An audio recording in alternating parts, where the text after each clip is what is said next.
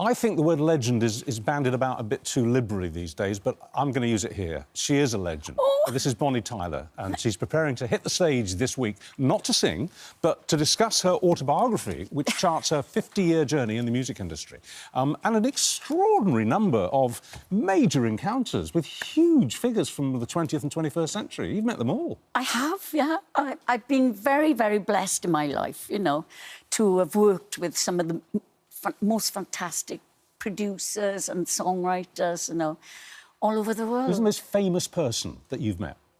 The most famous that you've met? That I met? Well, there's quite a long list of them, I'd say there? Paul McCartney. Okay. But that was a special one for you, you know, wasn't it? Because you were very much a fan of his, weren't you? Well, it wasn't everybody, you know. I mean, especially like Paul, you know. Yeah. And everybody fancied Paul. When I was very young, you know, I used to have this big poster at the back of my bed. You know, do you remember the one where they were all in these old-fashioned bathing suits? You know, and if you say so. Okay. And. Yeah, and when I met Paul, I told him, I said, I used to give you a kiss every night. He said, oh, well, give me one now. Oh. And you met Muhammad Ali? I have. What was he like? He was wonderful. And I was on the David Frost show in America with It's a Heartache then. I think it was 1979. Yeah, it's an old classic, one of mine. And Muhammad Ali was on there, and my father was, you know, I mean, he loved him. He thought, because my father used to be a young boxer, you know, many, many years ago. And so after, I wanted to ask him for his autograph, right? But I didn't like to, you know. But then Muhammad Ali said, would you mind giving me your autograph for my number for his child, you know? Oh, fantastic. And I thought, oh, great, now I can ask That makes it easy then, doesn't it? So I actually met him a couple of times, you know, and, yeah, I've got a few autographs from him now. You've sung for Putin. I have, yeah. Years ago, I was probably the first British... Act. To go to Russia in 1988, you know, before all the big change. And where did you sing? Was he in the audience? He was in the front row. Right. And you say that, actually, he never looked at you, he just looked at his feet. No, he had a face down to his feet. But you know what I mean? I've done a lot of work in Russia over the years, you know. It's a terrible thing, all these people dying on both sides, you know. But, you know, I went there before the change, and then I went after. And what a difference then, you know? I mean, the first time I went, we were queuing for everything you wanted. You mean before the fall of the Soviet Union? Yeah. Yes. Yeah.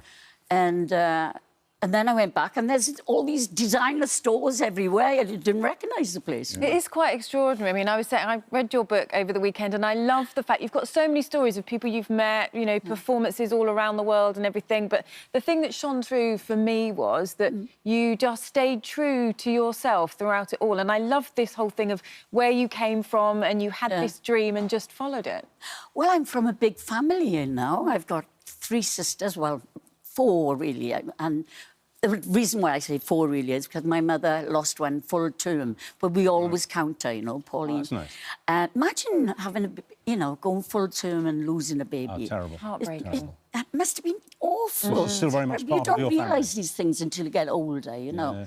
But anyway, I got 3 sisters, 2 brothers, 4 sisters, 2 brothers, and always music in the house, you know. And it's all in my book.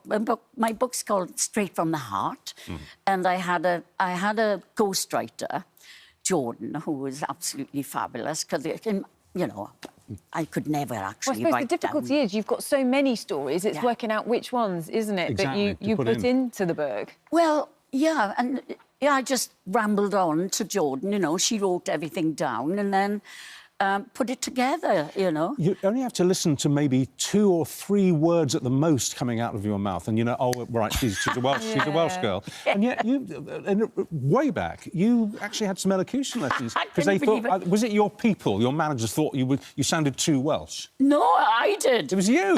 When I was working in residencies, you know, when I first started singing, I mean, I was singing since I'm 17. I'm in my 70s now, but in between songs, I used to get really nervous about talking because of my very, very strong Welsh accent. And so I thought, I'll try and curb it down, you know. So I went for elocution lessons. As you can hear, it didn't work. No way. It's a gorgeous accent, a lovely lilt. It is. And we've got to talk about Total Eclipse of the Heart because, of course, it's, you know, celebrated its 40th year. What a special one. And it's had a resurgence, hasn't it, because of the solar eclipse? Yeah, well, every time Total Eclipse comes around, you know, of course it goes back. It went to #1 again in America. But I was singing it night before last now in Sweden. I came in from Sweden last night. And they just love it, you know, the whole audience just singing along with it. They love it. Well, you are the very definition of the power ballad. We absolutely love you. And it's great to see you looking so good. Thank you so much for coming in to this talk morning. to us this Fantastic. morning. We really appreciate it. Great to see you. It's great to see you again because, you know, I've not seen you for quite a few years. We've had lots of No. interviews in the past. We're still in there throwing punches. Yeah. OK. All right, it's 8:43. And you're at the Hay Festival this week, we should mention. Oh, yes, the Hay Festival on the 30th of May. 30th of May, Lovely. Hay Festival, the book festival. Good. Thanks so much. Still to come, for many of us, certainly from my childhood, they're the sound of the summer. But are ice cream van tunes actually too damn noisy? No. Well, look at this. Our meteorologist turned ice cream vendor. Well, Laura is going to say a definite no to that one. She loves any ice cream or sweet opportunities, doesn't she? We're going to be debating that next. Stay with us. You're watching Good Morning Britain on ITV1. Who let her loose for the ice creams?